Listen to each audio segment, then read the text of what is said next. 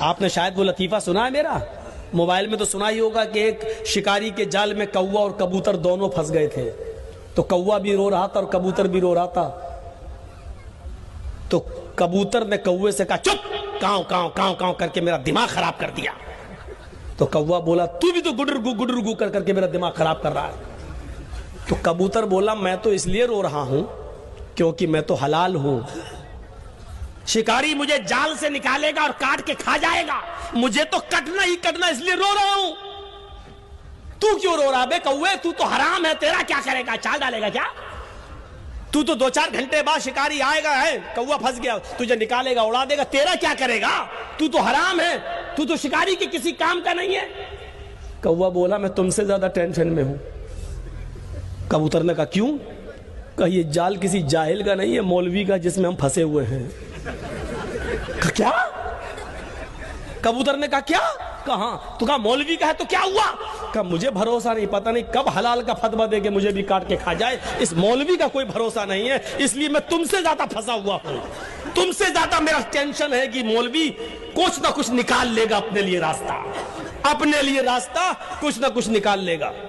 ہے جیسے ایک عورت نے 3 پیر صاحب کی دعوت کر دی، 3 پیروں کی، اب کھچڑی پکائی، پیٹ خراب تھا کیا تھا اللہ جانے، تو بیچ میں گھی ڈال دیا، کھچڑی گرم، گھی پگھل گیا۔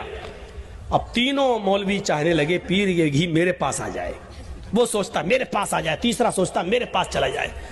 تو پہلے پیر نے فوراً انگلی ڈالی کھچڑی میں اور ایسے لائن کھینچ دی اور کہا اللہ فرماتا تجری من تحت الانہار، جنت میں دودھ کی نہر ایسے بہ رہی ہوگی۔ دیکھا جنت میں دودھ کی نہر کیسے بہے گی، کھچڑی میں انگلی ڈال کے اور کھینچ لی اپنی طرف، اور پگھلا ہوا گھی سب اس کی طرف چلا گیا۔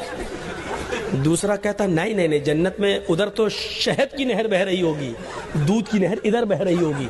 اس نے 2 انگلی ڈالی اور کہا کہ تجریان من تحت الانہار، دودھ کی اور شہد کی نہر ادھر بہ رہی ہوگی، اس نے 2 انگلی ڈال کے اپنی طرف کھینچ لیا۔ اب تیسرا دل میں سوچتا کمینے مجھے کیوں مار رہے ہو؟ تو اس نے کہا، تیسرے نے بڑا اچھا فارمولہ نکالا، تیسرے نے کہا بھائی تم ڈائریکٹ جنت و جہنم تک پہنچ گئے، جنت و جہنم سے پہلے قیامت آئے گی، اور جب قیامت آئے گی تو زمین میں زلزلہ پیدا ہوگا۔ آپ کو معلوم ہے زمین میں زلزلہ کیسے آئے گا؟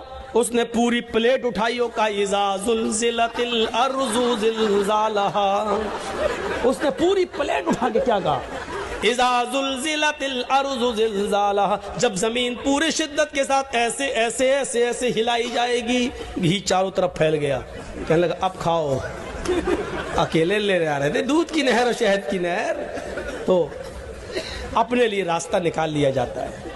اللہ کی قسم یہ علماء قوم کا سرمایہ بھی ہیں، اور علماء سے نقصان بھی ہو جاتا ہے۔ جب غلط راستے پہ لے جائیں کیا کریں؟ بیچاری پبلک کیا کرے، عوام کیا کرے؟ مولانا یہ صحیح کہ وہ صحیح، عوام بیچاری کیا کرے؟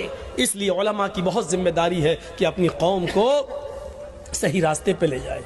مولانا ابوالکلام آزاد نے لکھا تھا کہ ایک عالم جب پھسلتا ہے تو پوری قوم پھسلتی ہے، ایک عالم جب غلطی کرتا ہے تو پوری قوم غلطی کرتی ہے۔